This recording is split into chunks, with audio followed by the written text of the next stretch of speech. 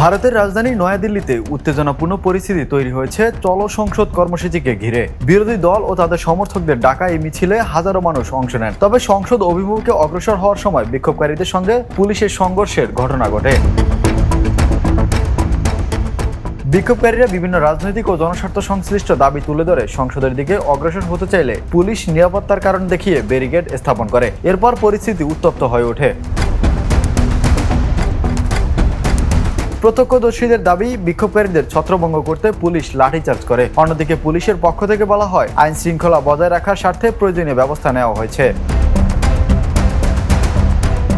এই ঘটনাকে কেন্দ্র করে রাজনৈতিক অঙ্গনে শুরু হয়েছে নতুন বিতর্ক। বিরোধী নেতারা পুলিশের পদক্ষেপের সমালোচনা করছেন, আর সরকার পক্ষ বলছে জননিরাপত্তা নিশ্চিত করাই ছিল তাদের প্রধান লক্ষ্য।